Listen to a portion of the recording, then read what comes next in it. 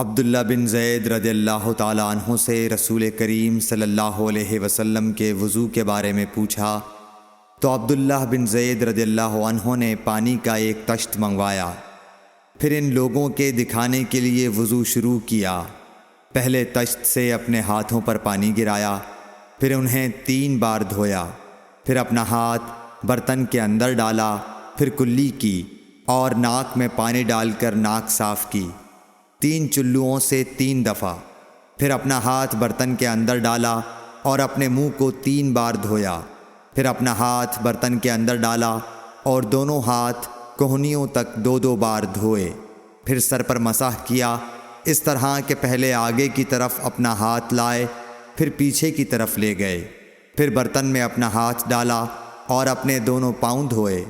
دوسری روایت میں ہم سے موسیٰ نے ان سے وہیب نے بیان کیا کہ آپ نے سر کا مسح 1 دفعہ کیا۔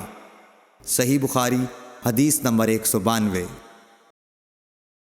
رسول کریم صلی اللہ علیہ وسلم کے زمانے میں عورت اور مرد سب ایک ساتھ ایک ہی برتن سے وضو کیا کرتے تھے، یعنی وہ مرد اور عورتیں جو ایک دوسرے کے محرم ہوتے۔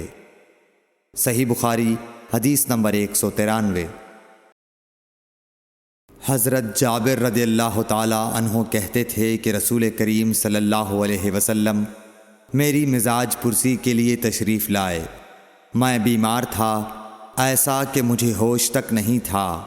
آپ نے وضو کیا اور اپنے وضو کا پانی مجھ پر چھڑکا تو مجھے ہوش آ گیا۔ میں نے عرض کیا، یا رسول اللہ، میرا وارث کون ہوگا؟ میرا تو صرف ایک کلالہ وارث ہے۔ اس پر آیت میراث نازل ہوئی۔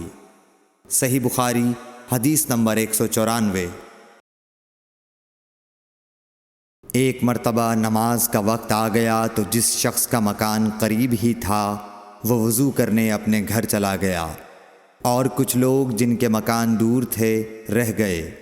تو رسول کریم صلی اللہ علیہ وسلم کے پاس پتھر کا ایک لگن لایا گیا جس میں کچھ پانی تھا، اور وہ اتنا چھوٹا تھا کہ آپ اس میں اپنی ہتھیلی نہیں پھیلا سکتے تھے، مگر سب نے اس برتن کے پانی سے وضو کر لیا۔